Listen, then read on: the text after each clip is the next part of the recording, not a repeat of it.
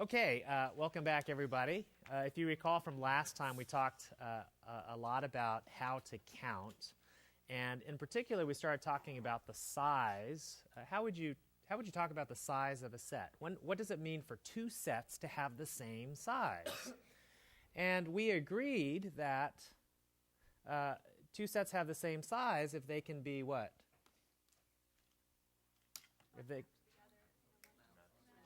Good. If they can be put into one-to-one correspondence, right? And so, in fact, when we count, this is all we're doing. We're actually putting the numbers from 1 through 8 into one-to-one correspondence with the people in the first row. 1, 2, 3, 4, 5, 6, 7, 8, right?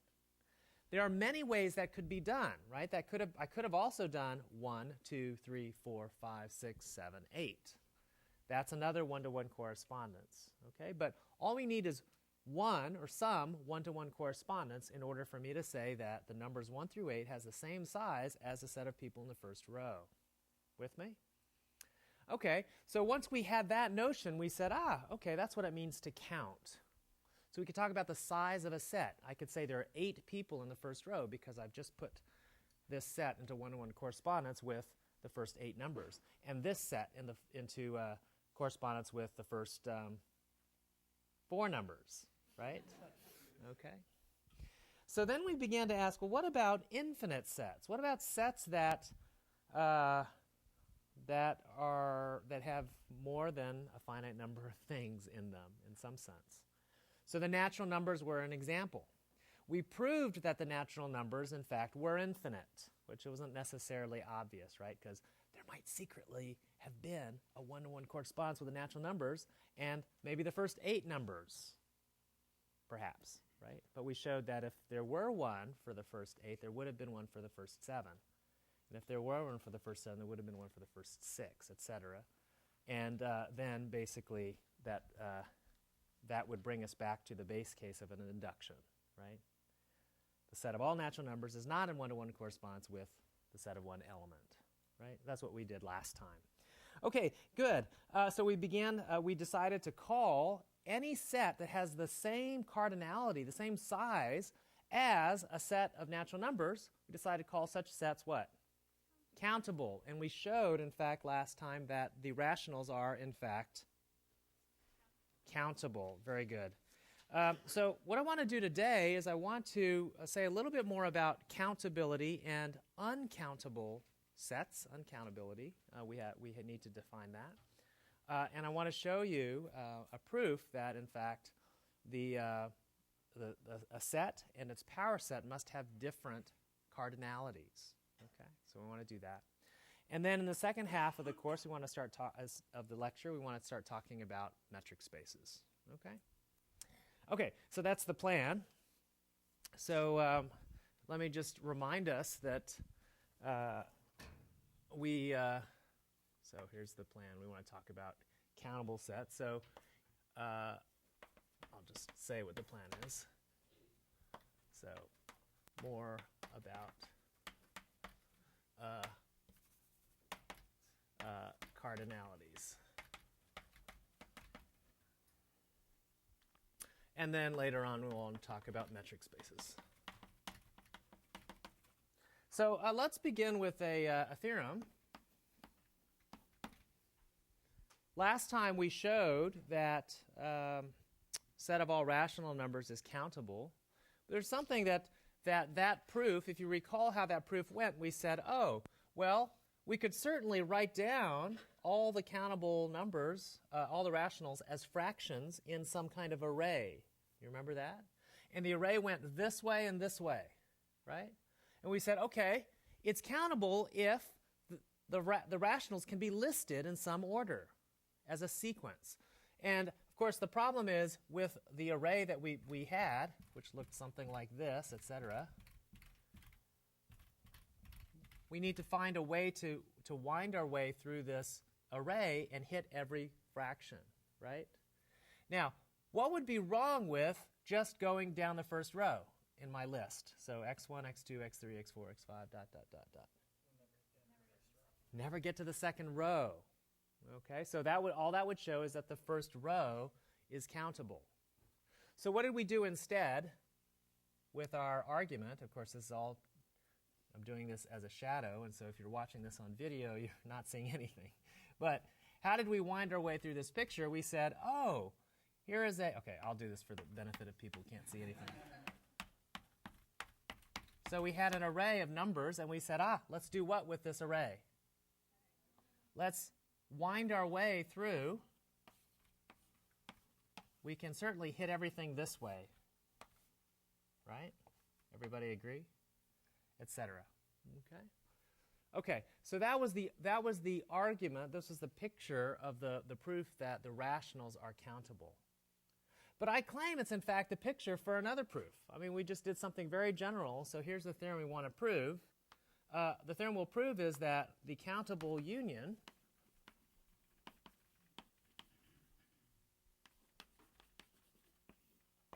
of countable sets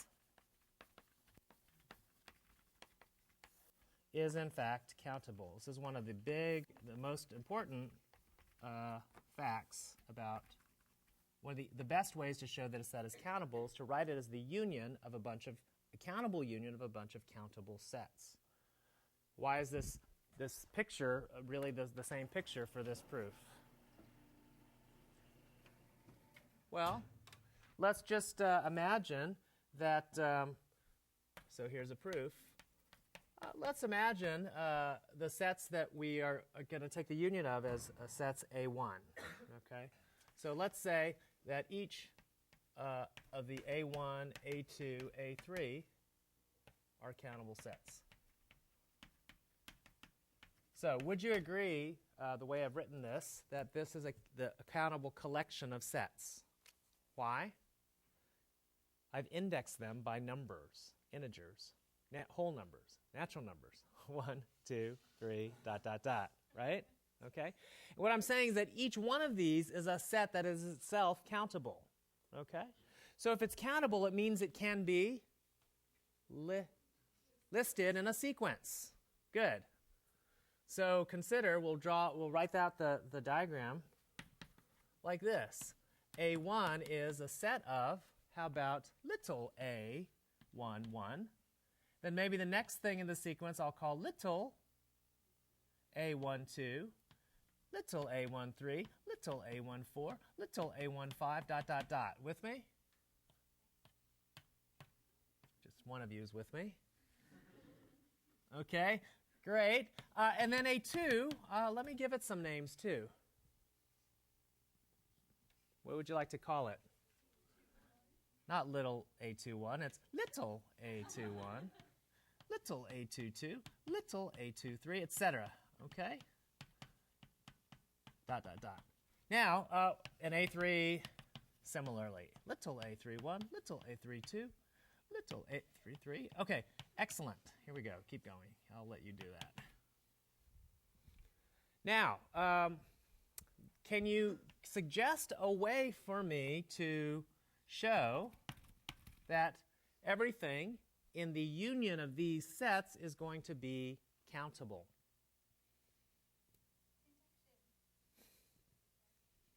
Well, you could do it how? By this kind of, I would be careful about calling this a diagonal argument, because that name we reserve for something else. But let's zigzag. This is usually called the zigzag argument. Let's zigzag our way through this array, right? So the zigzag here again starts with this one. That's the first element. That's the second. That's the third, fourth, fifth, sixth, seventh, etc. And you see it's exactly like the argument we had for the fractions. Okay? Everybody happy with that? Happy with that? Well, I'm not so happy with this.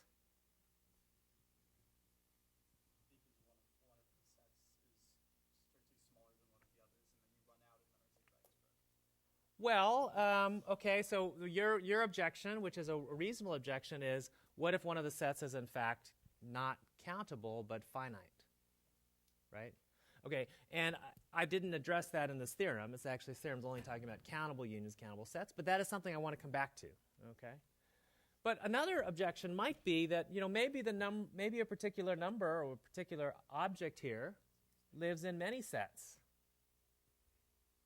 So I would have a listing, but it would list maybe some things many times, which is not what I want. So what can I do? Yes, Bonnie.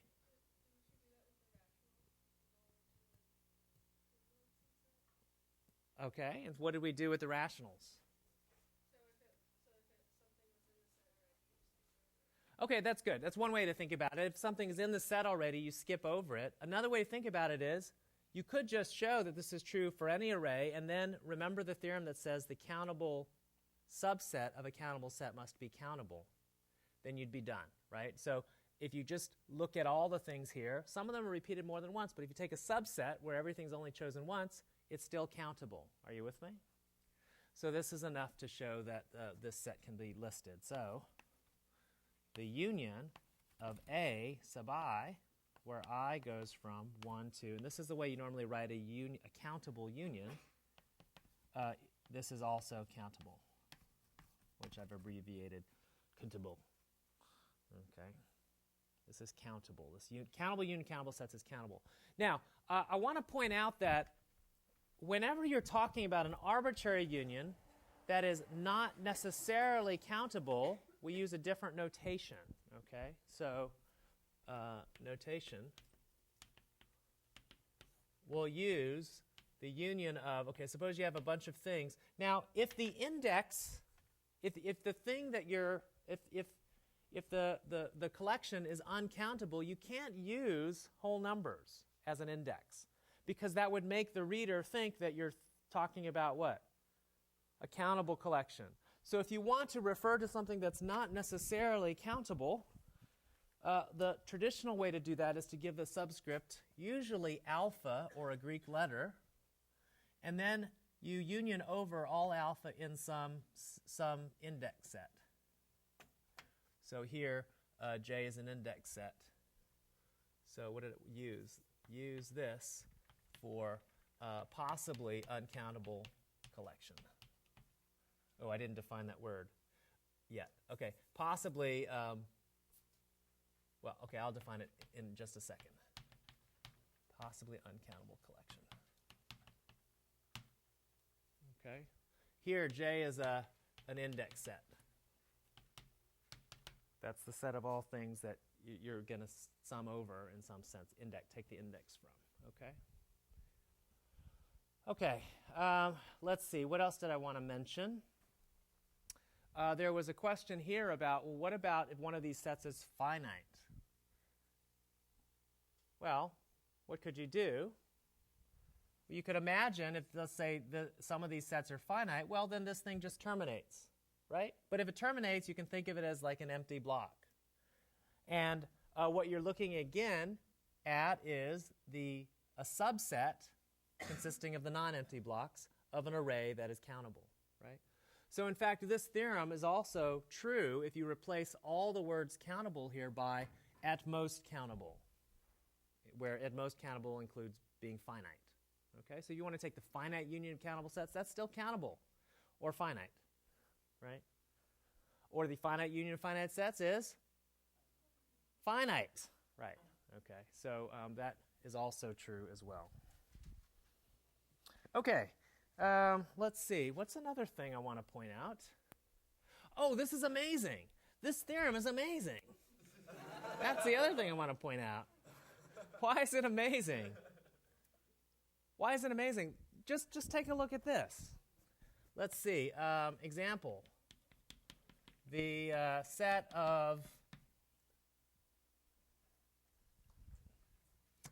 let's see, computer programs that you could possibly write. Let's see, the set of computer programs. That's, you give me a computer program. What is a program? How do you normally code up a program? You code it up using some language, right? Which consists of letters or symbols, right? Yes? Oh, and what do you do with those symbols? You string them together, right? Okay. So a program you could think of as a collection of symbols, right? Each program is a collection of symbols. How many symbols?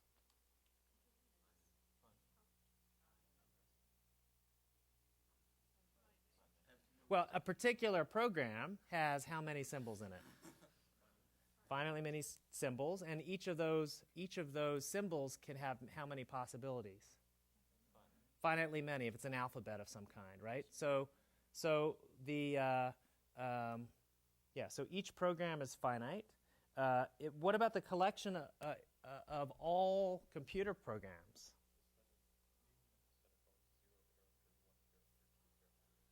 Okay, it's the union of all 0-character programs, 1-character programs, 2-character programs. How many 2-character programs are there? Only finitely many, right? Right? Yeah, finitely many. That's right, because if there's the alphabet has 26 letters, for instance, then it'd be 26 squared such programs, right? Or what? Not all of those will be real programs, so it's a subset. Are you with me? So in fact, what we have here is a set of computer programs is finite. Would you agree? Not finite. Countable. At most countable, anyways. But it won't be finite because you actually have infinitely many. I mean, each of the lengths is a particular. There are countably many unions, and they're not empty. So what you know is this is countable. Why is that an amazing fact? Well, it's something you might observe. But check this out. What did we show last time? What did we show about the size of R? It's infinite. It's not countable. So R is not countable. And so now I'll define this word, which you already guessed. We say it's uncountable. And so the definition of uncountable means it's not finite, it's infinite, and not countable. Just what you would expect. Okay. R is uncountable, yet the set of computer programs is countable. So you know what this means? It means that there are some real numbers that can never be the output of a computer program. Right? So let's call a real number computable if, through some algorithm, you can compute its decimal expansion up to a specified number of places. Right? You input the number k, and the program outputs the k places of the real number. That's one of these computer programs. Right? So what that means is there are some real numbers that are not computable. There are some real numbers that cannot be the output of a computer program. So, amazing fact. You can just deduce just by this argument.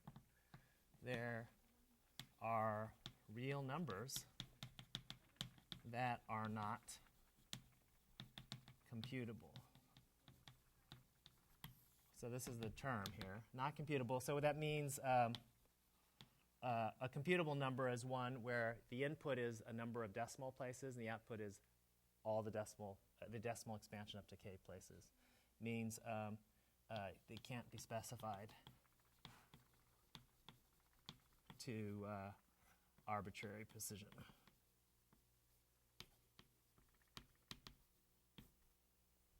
What? Really? That's an insight we get from mathematics that would not be possible almost just by thinking about this directly, right? About computer programs, right? Interesting. Really interesting. On your homework, you're asked to show that the set of algebraic numbers is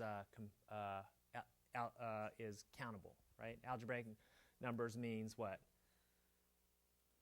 Those are anything that could appear as the root of a polynomial integer coefficients, right? And you use a very similar method, right? You think about, okay, well, let's see, what kind of polynomials could I have? Well, those are specified by the coefficients. How long could the polynomial be? Well, it could be, have many, many, many, many terms, but finitely many terms. Okay, and the homework problem suggests a way to count them that it will allow you to write as the countable union countable sets. Okay.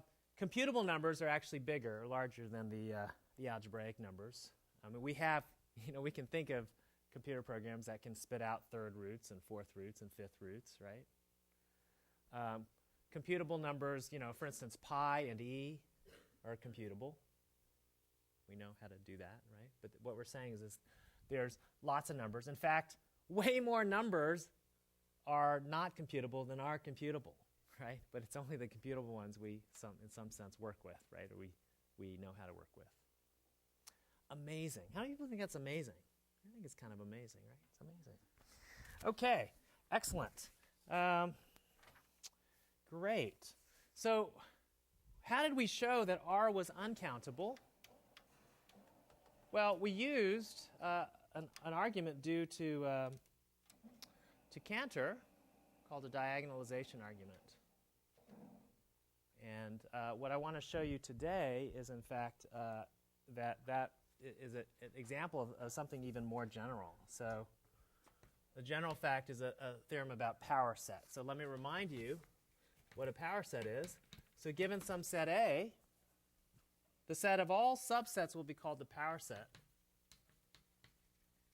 It's denoted by a symbol, 2 to the A, and there's a reason for that.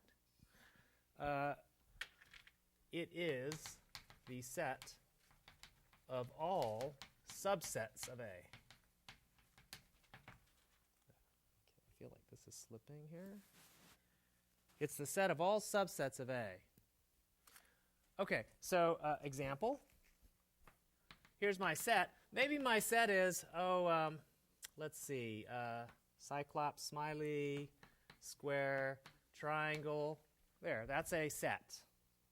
Okay. What's a subset? Well, would you agree that, for instance, this set, D, which consists of cyclops, smiley, and a triangle, is a subset?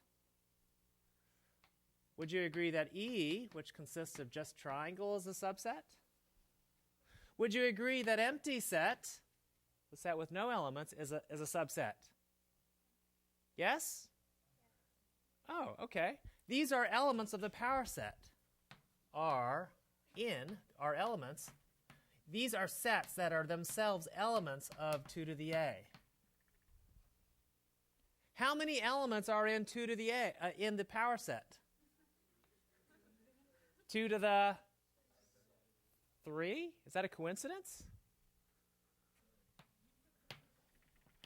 Which has, in fact, 2 cubed elements. You want to see why it's not a coincidence? Check this out. Would you agree that D corresponds to a particular binary number? Namely, tell me which ones are in. Check, check, not. E corresponds to, oh no, this is wrong. Check, not, check. Yes? This is not, check. Yes? What's empty set correspond to? Not. Right? Do you see? And now you see there are, in fact, that 2 to the cubed elements. Okay, so that's why we have this notation. It just makes us think of subsets. Subsets are just specified by 1s and 0s, aren't they? Yes? This is the fundamental idea then in proving our most amazing theorem. So this is Cantor's theorem. Georg Cantor. This diagonal argument this is what's called his diagonalization argument, or diagonal argument. It actually dates to 1891, but his proof that the real numbers were uncountable actually didn't at first use a diagonal argument. Okay, so that preceded it. That was like 1870 something, maybe 1874. But Cantor's diagonal argument holds for things much more general. So what it says is, if you have, for any set A,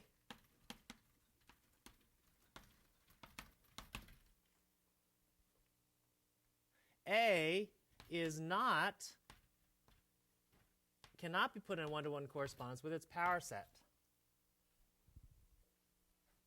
This is actually a good time to tell you about some mathematical etiquette. If you read the handout on good writing that I passed out, I mentioned that when you're doing formal mathematical writing, it's usually not a good idea to start a phrase or a sentence with a symbol, because it can be confusing, right? If you start a sentence with the letter big A, it looks like you're about to, A is an article, right?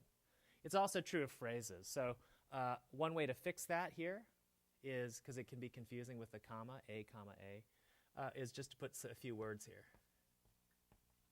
We have. Okay, so if we were doing formal writing, you'd want to not start a phrase with a letter. Although this is informal writing on the board, so I won't hold myself to it in class. Okay, let's prove this. Proof.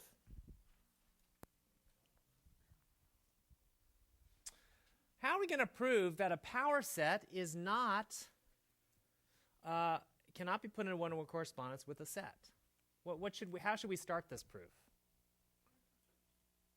The claim is that there does not exist a one-to-one correspondence. So what's the easiest way to start this proof? Suppose there is one. Then we have something specific to work with, don't we? And we'll try to get a contradiction. Good. So suppose, proof by contradiction, suppose there exists, again shorthand, a bijection F that goes from A to 2 to the A. Okay, so this is a bijection. I might even emphasize to the reader. Now, what does this mean? This function will take what? Something in A, like a smiley face. And it will output what? A subset, like D or E, or empty set, for instance, right? So notice that what this means is every little a gets mapped to f of little a, which is a subset of A. Right? So an example might be, it might be something like this. It might be smiley gets mapped to, I don't know, smiley triangle. Right? Could be something like that. Are you with me? Okay, good. Now, we have such a bijection. What should we do? Write it out in some sense, right? Now, okay. Now, if you recall, so I already claimed that this is somehow related to the proof that R is uncountable that we did yesterday or last time, right? How is it related? Suppose there were a bijection. Then, Willie?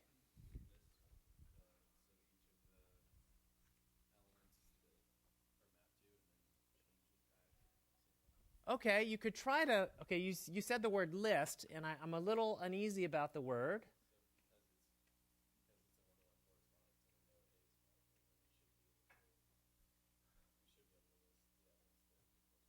Okay, so one reason I'm worried about the word list, I like your idea. I'm just going to avoid using the word list because we don't know that A is necessarily countable. This is going to be true for any set A, in fact. A might be hugely uncountable.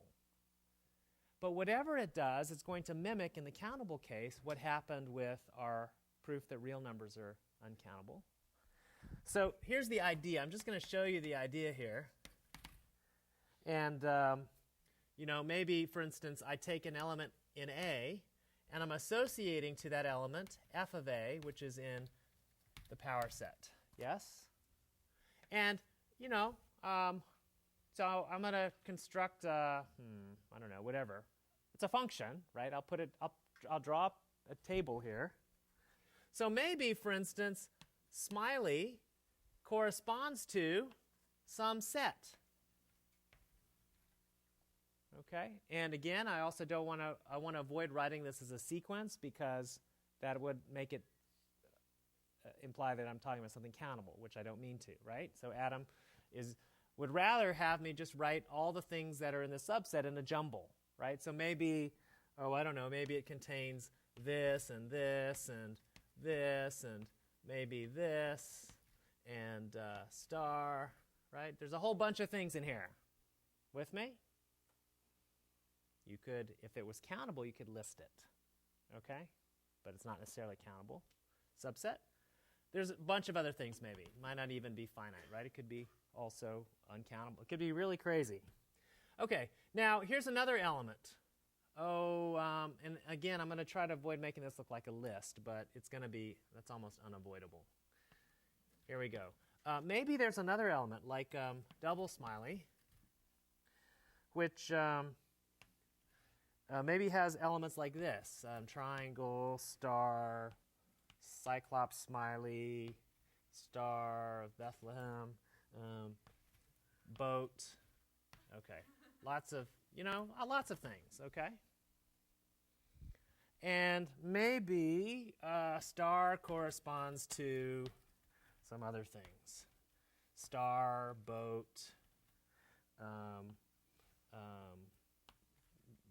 puppy dog, stuff. Okay, other stuff. Okay, I've just written a few out. Okay, and I didn't write them in a list, even though it looks like it. Okay, happy? Okay, now what are we going to do here? What is going to be the analog of the diagonal argument that we used for real numbers when we wrote out to every integer a real number on a list that had a certain number of decimal places? What did we do?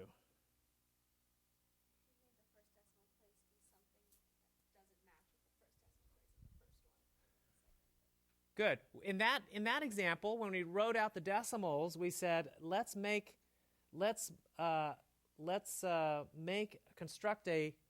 show that there's a real number that's not on the right-hand side by making it different from every decimal expansion in the nth place. Yes?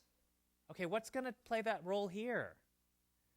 I want to show that there can't be such a bijection by showing that there is a subset that can't be on the right-hand side here, anywhere in this correspondence. Yes?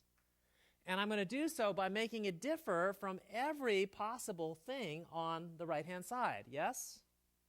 How am I going to make it different? In what place? Jenny, a suggestion. If you know the full idea, maybe just give a hint so people could come along with us.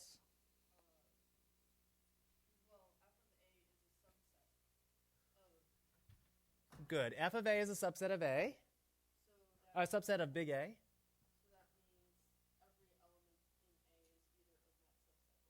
subset. Ooh, interesting. Okay, so Jenny said everything in, here's the full set. Would you agree every subset you can talk about the subset, specify a subset by deciding whether some element is either in or not? Is smiley in this set? Yes. Is square in this set? No. Is triangle in this set? Yes. Right? Okay, so I want to construct a new set which differs from everything in this list. Yes? In the what place?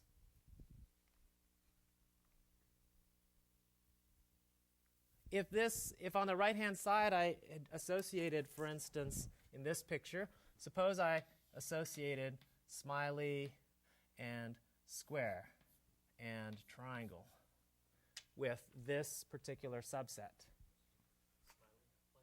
In the smiley place. Yes, I'm going to construct a set that differs from the smiley element of the list in the smiley place, right?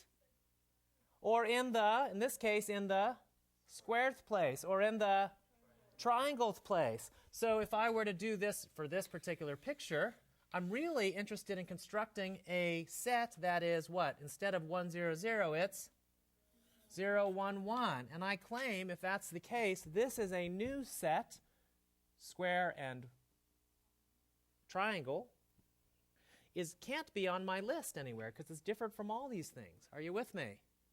Good. That's the basic idea. Now we just got to make that precise here. So what is the smiley place here? Well, is the smiley place is, I want to know, is smiley in the set? Is it? Yes. What's the, well, that's Cyclops place, right? What about smiley, regular smiley? No, yeah, and let me just go ahead and say this. With all the things in here, let's say this has no smiley in it.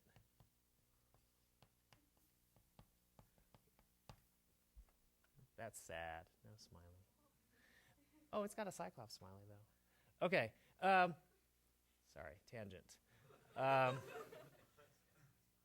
Good. This doesn't have smiley. Good. What's the starth place here? The star's there. So is this star in it? Yes. Good. So what's the new subset I would construct? My new subset, should it have smiley in it? Cyclops smiley? No. Should it have regular smiley? Yes. Should it have star? No.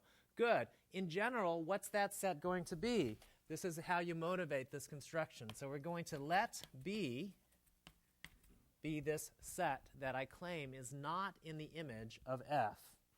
So before I write let B, let me just say what we want is a subset B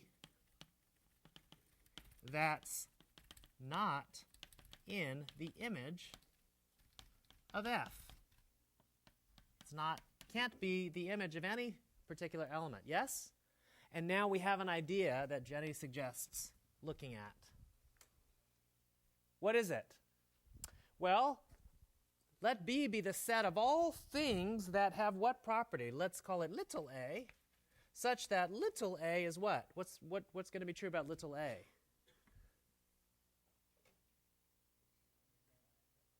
Yeah, I'm going to find all the regular smileys that don't live in their image, their own image, right? So I'll let little a, such that little a is not in F of A. Oh. Hey, that's nice. That's beautiful. Okay, now of course, this is a proposed thing. Let's see if we now believe that this is actually not in the image of anything, period. Let B equal blah, period. Okay, great. So what's the argument? The argument is, what if let's suppose it was in the image. This is now just a matter of writing down the intuition. We'll just compare. So if B were equal to f of x for some x in A, why would this give a contradiction? It's a big if here, right? This is the if that's trying to show this is by contradiction, right? If B were in the image, what would go wrong? What should I look at? What if this set were on the right-hand side? What set should I compare it to? X's set, right? Whatever x is. So if B were f of x for some x in A, so in this picture, the claim is this set B is somehow corresponding to, here's the idea, this set B corresponds through f to some x. Oh, well, what would we then look at? If B were f of x, then consider what's true about x. Consider x and consider x. Is x in B? No, why not? Yeah, if if x were in B, then x would not be in f of x. But x not in f of x would be contradict the fact that x is in B, right? So is x in B?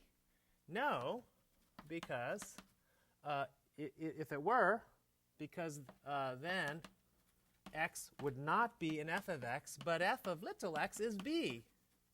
So x in B implies x is not in B. Contradiction.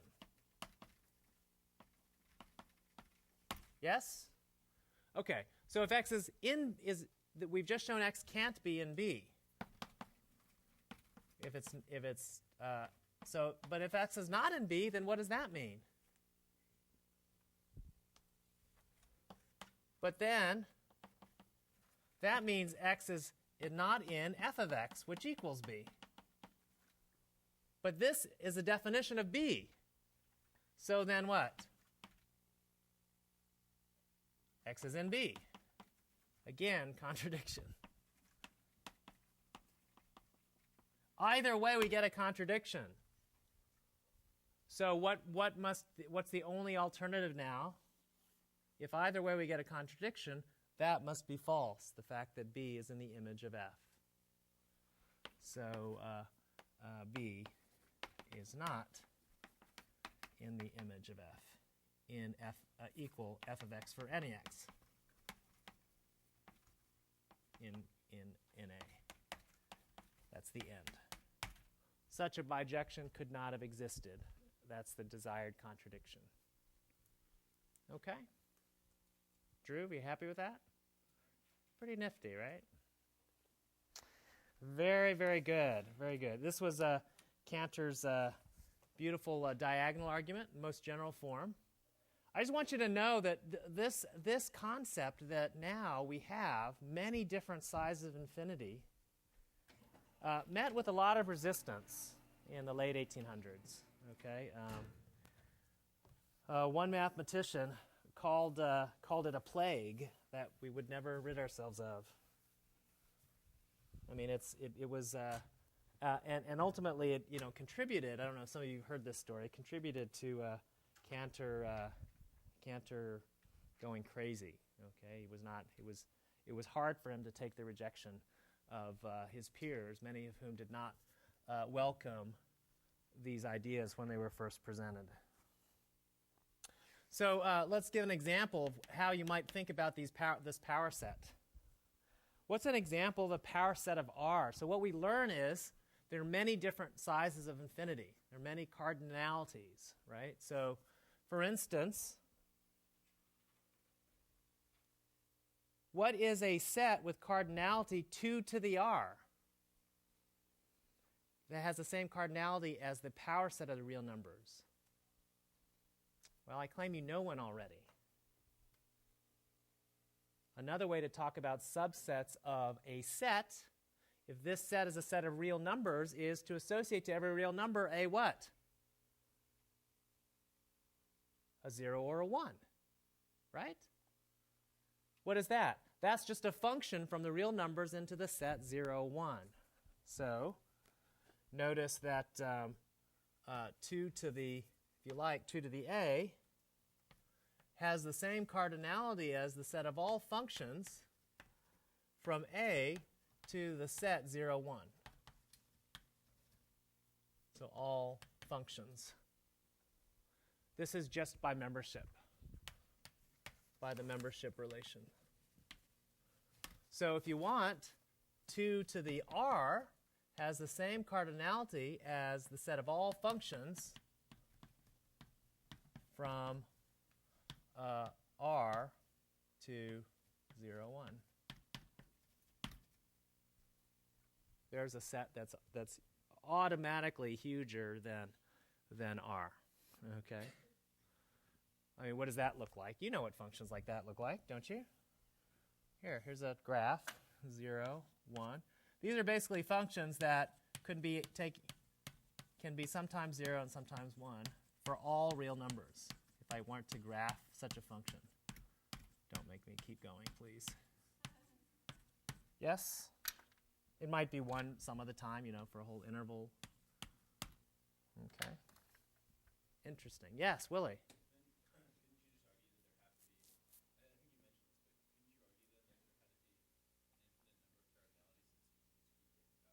Yes, yes. In fact, this is so the question Willie asks is, does this mean there are infinitely many infinite cardinalities? And the answer is yes. So consequence of this theorem is that there are infinitely many. In fact, it is true, uncountably many, but it actually doesn't even make sense to say how many there are, but there are infinitely many cardinalities. And they go something like this, right? The cardinal numbers go something like this: 0, 1, 2, 3, 4, ... Then at some point you have the first size that's not finite, and that's called LF null. And then, of course, you can argue that there is a first size or cardinality that is not LF null, and that's called LF1. And so on. There's one that's bigger than that. That's LF2, etc. But beyond that, you can go for a while, but it actually turns out that these cardinalities are indexed by the ordinal numbers. And I'm going to spend a fun lecture later on in the semester talking about ordinal numbers. But there are tons. And the continuum hypothesis, which I referred to last time, is basically the following fact. This cardinality is the cardinality of Z, of the integers, yes? And the cardinality of the reals is often called the continuum, the cardinality of the continuum. But what you might ask is which one of these is the cardinality of the continuum? So the cardinality of R is sometimes denoted by a little c. That's the continuum.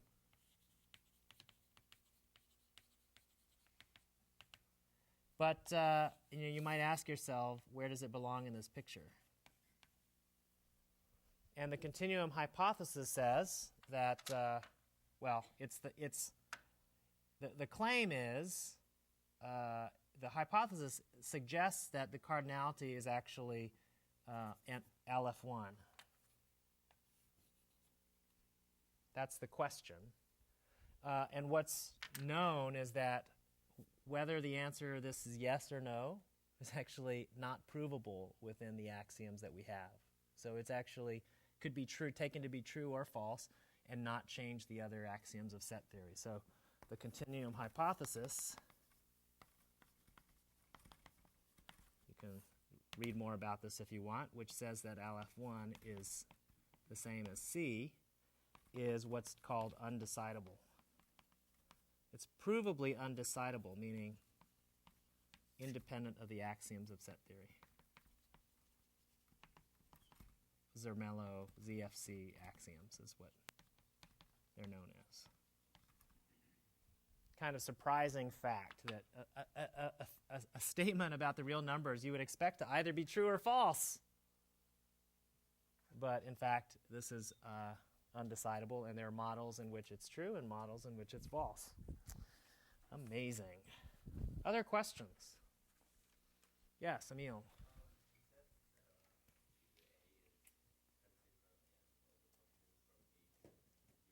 Uh-huh.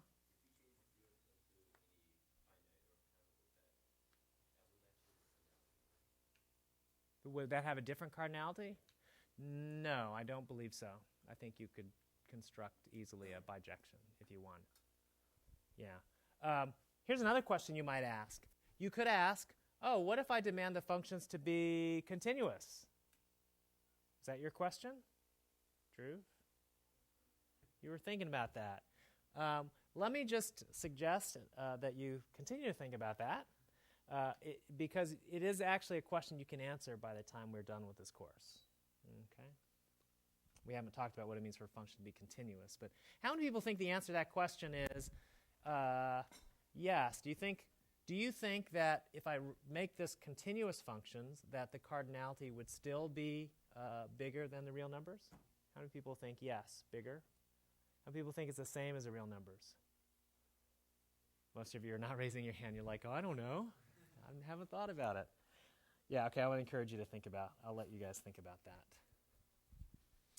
Okay. Yes, Willie.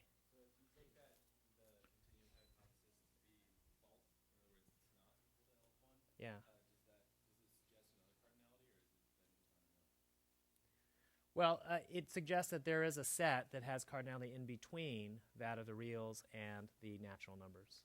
Yeah. And what a strange set that would be, right?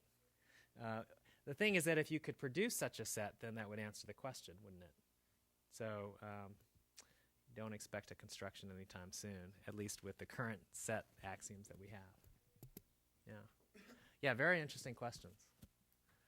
Okay, excellent. So this idea is going to pop up quite a bit, countability, uncountability, as we're doing other things. But now I want to switch topics and start talking about metric spaces. So one of the things that's very beautiful about all the stuff we're doing, in addition to allowing us to talk about things like real numbers and functions on real numbers, it's way more general than that. We have tools now that'll let us work with lots of collections of things that we're going to develop tools that allow us to work with collections of things that aren't just real numbers. This is why it's important to talk about metric spaces. So what is a metric space? Well, as the name suggests, a space is like a space, right? It's more than just a set, right? You could have a set of things, but when you start talking about spaces of things, that kind of implies that there's a notion of what? Space, big, small. There's some way to move throughout the space, yes? Right? Okay. And so this is the idea when we use the word space, that it isn't actually a set that's endowed with something extra. And often it's a metric. Okay? So the idea of a metric is a notion of distance. So here's a question. How to measure distance?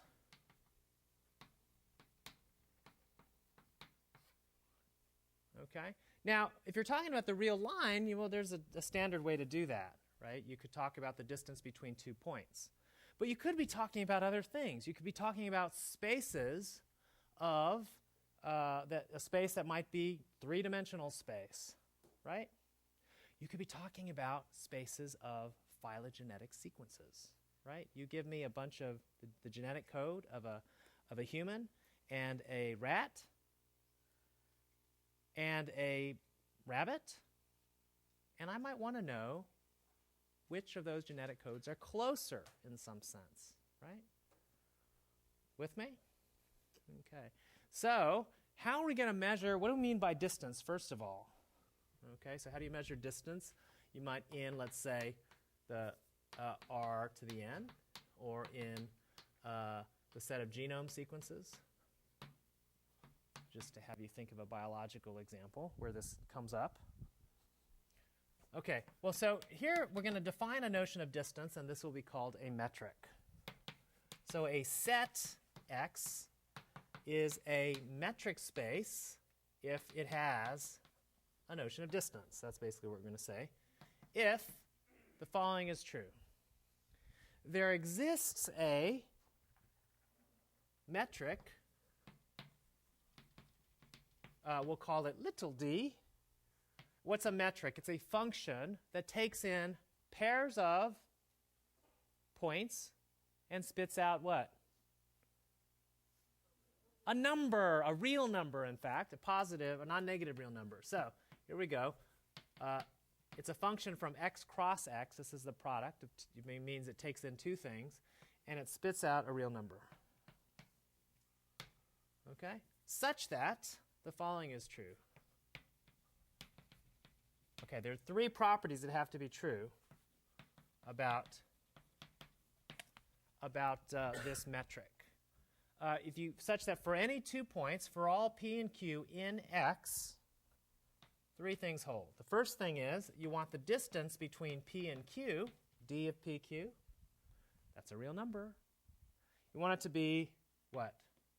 Well, if it's going to be a good notion of distance, let's demand that it's always non-negative.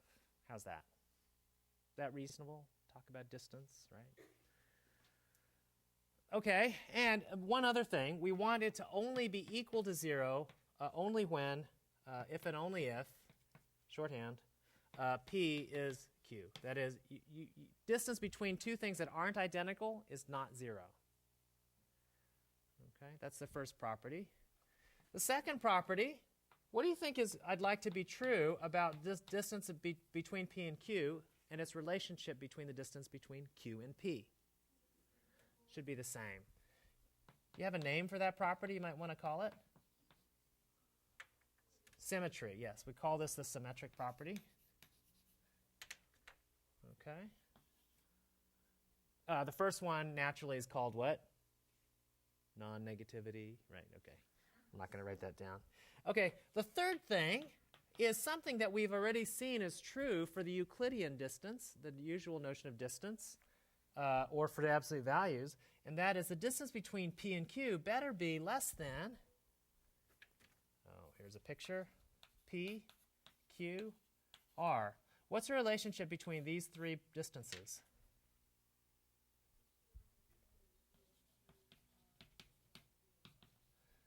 Distance pr to the plus distance of rq. You want this distance to be less than or equal to for all r in X, for any intermediate point. And this has a name, not surprisingly. It's called the triangle inequality. One of the most important properties of a metric. Okay, are you with me? Okay. That seems like, a very natural notion of a distance. Let's see some examples of distances here. What are some examples of a distance? Well, the first one, of course, is just the notion of absolute value of the difference of two numbers, right? That's definitely a distance. So here's the space R. It's a metric space with what distance? How about the distance between x and y to be the absolute value of x minus y? Yes? Is it possible for a metric space to have multiple metrics which satisfy those properties? Yes. In fact, we're going to see some examples here. So if we were to be more, if there's any confusion, we actually specify what the metric is. Yeah. So here, I would write, for instance, if there's any confusion, I would write the metric is a pair. It's R together with D. Okay.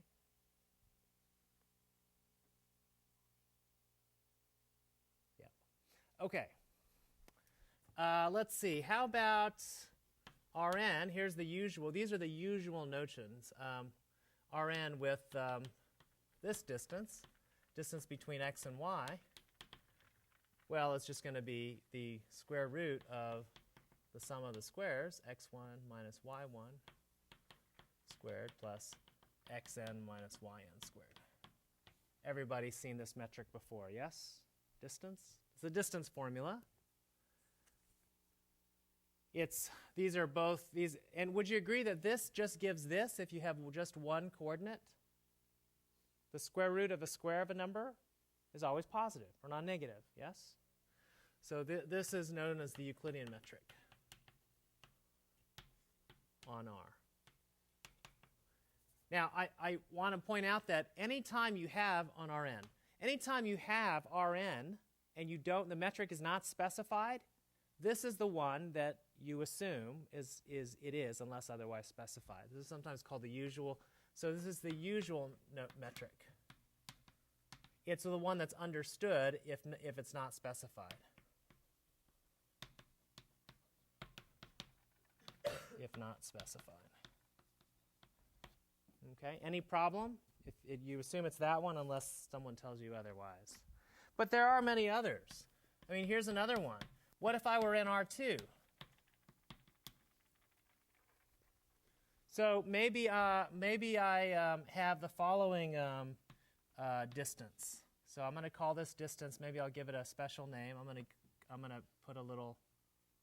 make a little staircase.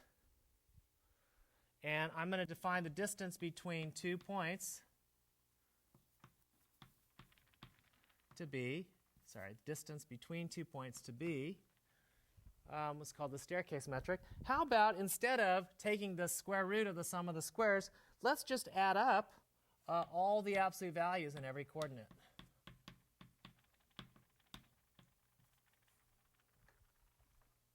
There's only 2 of them here, but I guess you could do Rn. This is true for Rn. You could make this Rn. I goes from 1 to n. Now, in R2, what would this look like?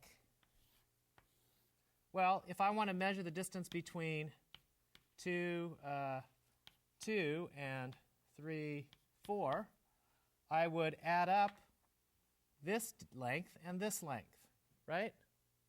So that is a staircase. That's why it's called the staircase metric. Notice that using the staircase metric, this is sort of another way I could measure that length. It's the sum of all these lengths. Okay? So the staircase metric gives a different notion of distance than the Euclidean notion. Okay? So I'll call this staircase metric. Oh, interesting. I mean, there are tons of others. These are just a few. Let's talk about some other spaces that are slightly different than Rn. What if I were, let's see, here's an example. Actually, it came up in a paper that I wrote for a biology journal. So you might look at a phylogenetic tree, or just any tree in general. What is a tree? It's a bunch of nodes connected by edges, and there are no loops. There's no cycles. Okay.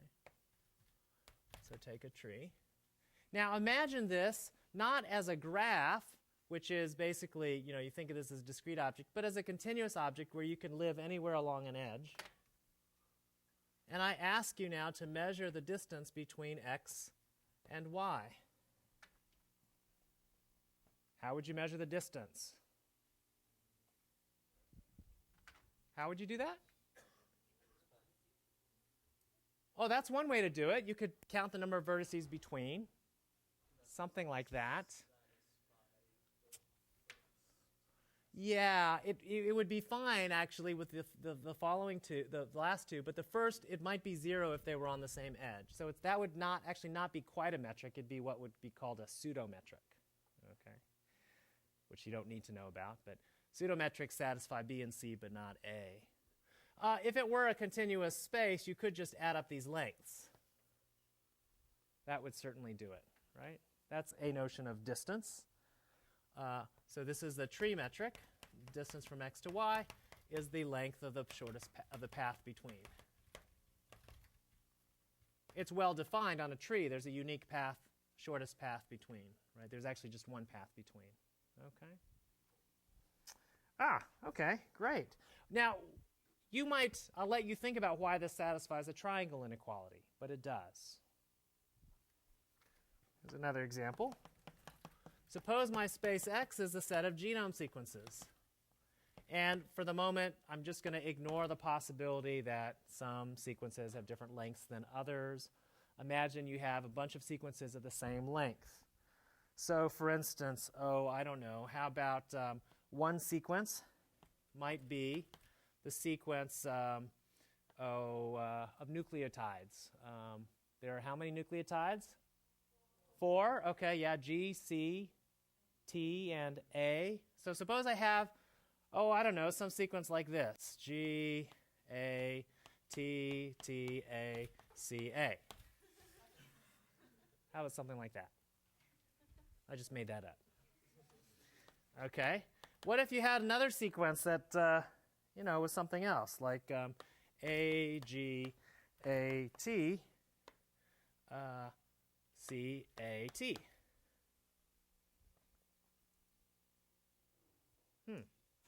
Okay, so what's a good notion of distance between x and y? How would I measure the distance between x and y?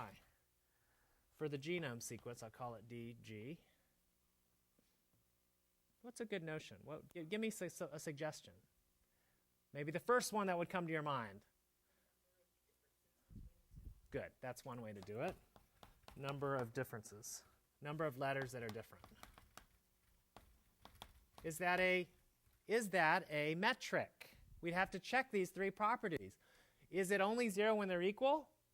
Yes, good sign. Is it symmetric? Yes, excellent. Satisfy the triangle inequality. Does it? How many people say it does? How many people say it doesn't? Okay, yeah, it's worth thinking about, but in fact it does. It does satisfy triangle equality. I encourage you to try to prove that. Okay, great. How about the following? Here's another example. This actually comes up in mathematics and physics quite a bit, even some in economics. And that is, often you're dealing with a space of functions. I won't say exactly what space right now. I'm being a little purposely vague. But you often have functions that you're dealing with, right? So for instance, in calculus, you might be dealing with function. Here's one function. And here's another function. Okay? Tell me how you'd measure the distance between these two functions, right? How would you measure the distance between two functions, right? In economics, a function might be a pricing scheme, right? You price commodities with prices, right? That's a function, right? Okay. How would you define distance? I'll give you a minute here to think about this. Give me a notion of distance between two functions. Distance between f and g. Any ideas? There are several different ways, actually, but I would just love to hear some ideas. Harris? Integrating across the absolute value of the difference. Ooh, interesting. Okay, so you're suggesting this distance. Of course, we don't know what integral means yet, but let's assume later on we will.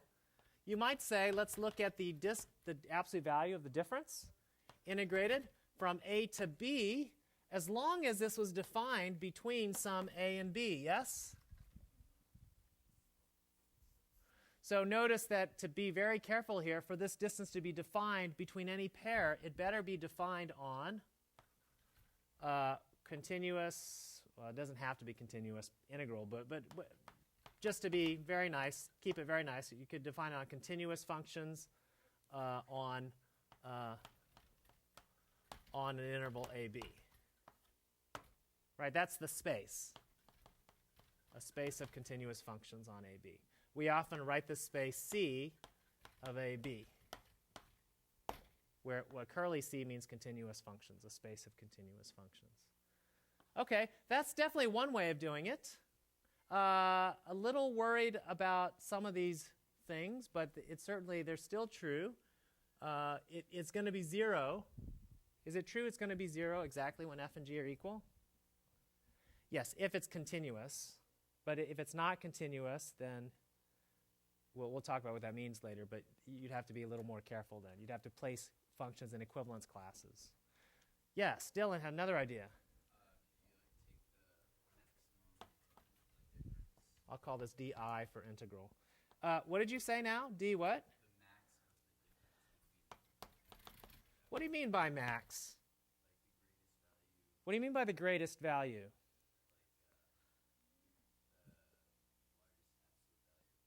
What do you mean by the largest absolute value?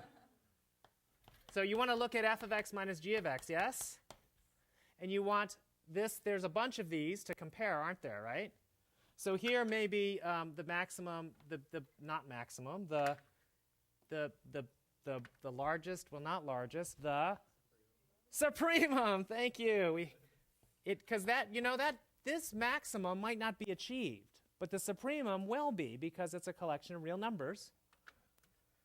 If we have to now define the space we're on. So first, the supremum over all x in whatever the interval is. In this case, actually, we don't need to restrict it to a particular interval, do we? So it could be defined over all r as long as we're on the space of continuous bounded functions. And so this has a special name. We write C, and we have a subscript b. And this could be defined on all of r. As long as it's bounded functions, then this supremum then the distance will be bounded, and the supremum exists, right? The situation you might run into is this situation. Imagine these two functions where the supremum, these distances just get larger and larger and larger, but the maximum doesn't exist. But the supremum will. That's why we use the supremum. This is actually called the supremum distance. So I'll call this d sup. It's the sup, sometimes we say sup norm. Okay, and it's a very, very natural one to consider. Excellent. Okay, great. Let me finish then with a couple of ideas that we will build and develop next time. So, in a metric space, one of the most important concepts, which helps you get a sense of what the metric is doing, is the concept of an open ball. What's an open ball? Well, you think of a ball as round object, right? And mathematically, that would be the set of all points whose distance is less than or equal to some number, yes? Or less than some number. That'd be open, right? So an open ball, we often write n sub r of x. This is the neighborhood. That's the way the book talks about it. Of radius r is basically going to be the set of all y such that the distance from x to y is less than r. Okay. Now, if you want the closed ball, it's the same definition except what? Less than or equal to, and you might notate it with a bar over the top. Okay. And so if you want, just to show you here, for the regular notion of distance, Euclidean metric, the balls look like you expect. They're like this, right? That's a ball. But here, the balls look very different. I claim in the staircase metric, the set of all points whose staircase metric from here is the same actually looks like something else.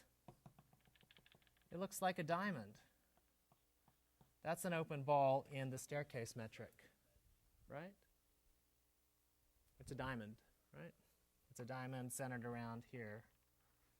I'll let you think about that. Okay. Okay, so why are balls going to be important? Well, balls are going to be important because we can use them to define the notion of what it means for things to be close, as in limit point. Okay, so let's say if you want to talk about a limit point, what does it mean for a point to be a limit point of this set? If you have some set, a limit point. So let me just make a definition. Let me make a picture here. Here's a picture. What does it mean for this point to be a limit point? Well, what that means is you give me any ball around this point, and no matter which ball I take, I will always have points of what? Of this set in it, in the ball. That's what it means to be a limit point. This creature is not a limit point because there is a ball that doesn't even touch E.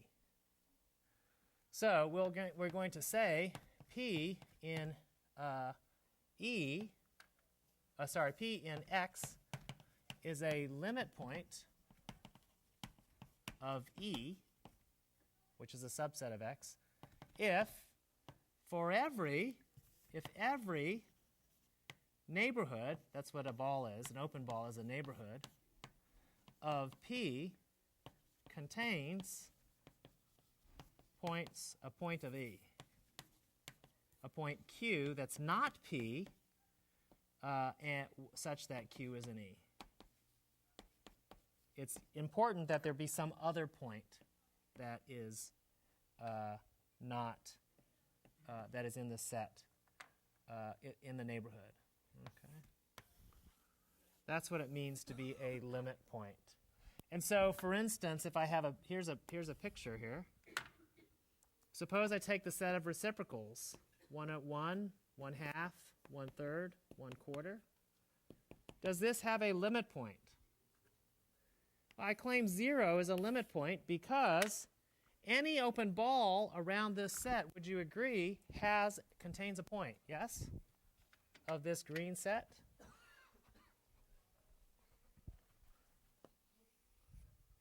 Any open ball contains, it should be open. We usually dot those. Contains a point of the green set. So the yellow point is a limit point of the green set. Okay? We're going to explore the concept of limit point in great detail next time. Okay? I encourage you to get a start on the homework for this week. You can do most of the problems already. And I want you to come see the tutors or me during office hours if you have questions. All right, see you next time.